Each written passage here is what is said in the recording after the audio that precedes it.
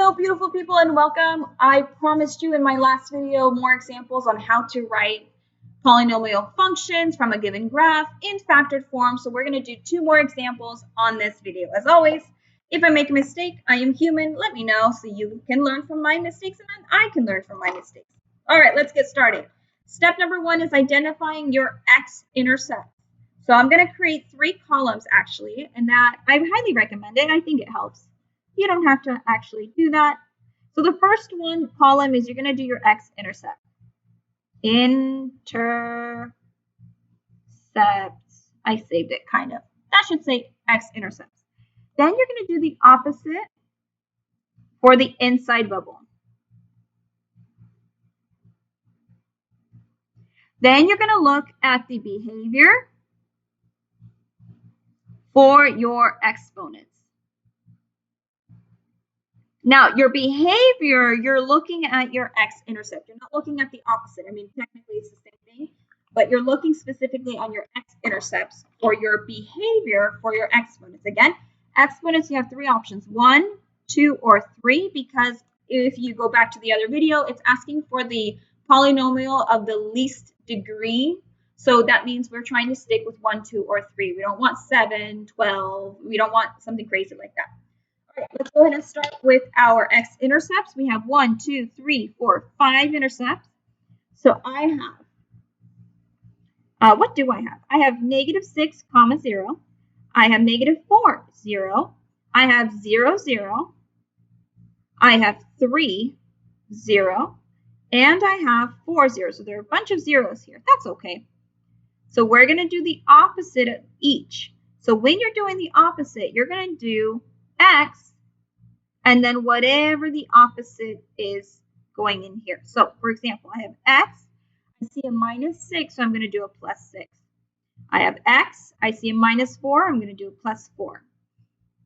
I have an x, and then I have 0. So it's +0 or -0, doesn't matter. That simplifies to just x. 3, that means -3, and 4, that means -4. All right, now we're going to look for each bubble. We're going to look at what the behavior is at each x-intercept. Okay, so at this behavior right here, notice that it's like a bend. So if it's a bend, that means it's a John Travolta, and that means your exponent is 3. Here we have a straight line, so that means it's going to be linear with an exponent of 1. Here again, we have a bend, so that means Mr. John T. So that means we have an exponent of 3. Here we have a kiss, so we're not actually crossing the x-axis. So anytime you don't cross the x-axis like this, that means you have a parabola. That means it's even. So that means you kissed the x-axis and your exponent is 2. And here we have a straight line again going right through, so that means it's linear. It means exponent of 1. All right, so for -6, what did we have? We had John T.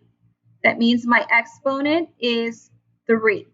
Then we had, what do we have? -4, which is linear. We had an exponent of 1. Then we have for our 0, 0, we had, again, a John T. Mr. John Travolta, so we have an exponent of 3. Then we have a parabola. So that means I have an exponent of 2, and then I have a line again. So I have an exponent of 1.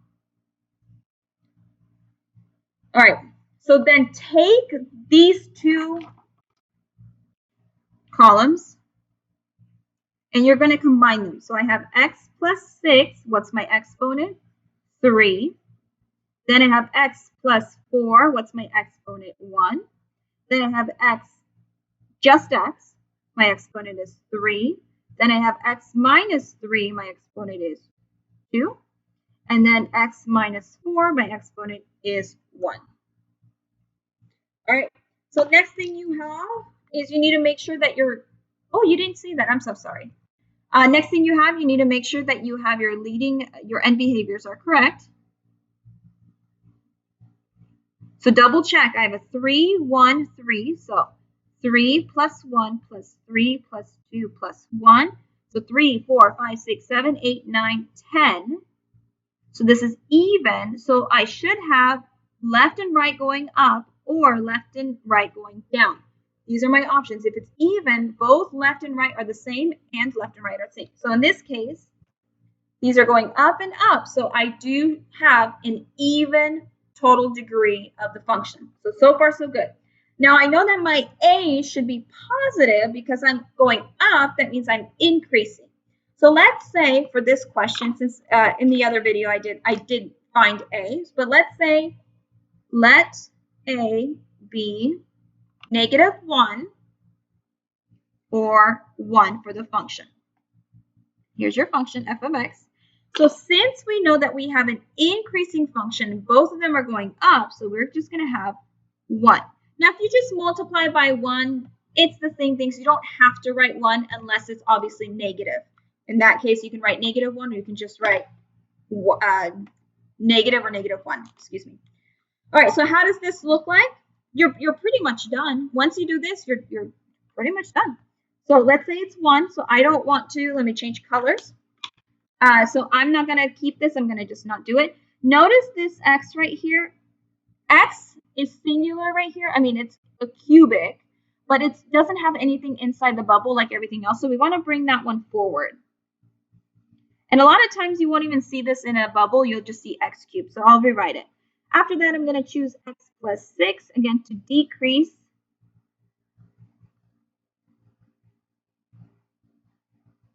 Decreasing exponentials. So this is 1 with an exponent of 1. We don't write it. So how would this look as my final answer? I'd have x cubed times x plus 6 cubed, x minus 3 squared, x plus 4, x minus 4, and you are done. All right, let's do one more. Again, I don't want this video to be too long. If I'm going too fast, please pause, rewind, rewatch, do everything you need to do.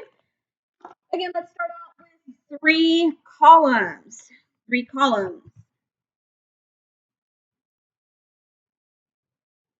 One of them is your x-intercept. If you want to put your behavior here, that's fine. I don't know. I like the opposite here.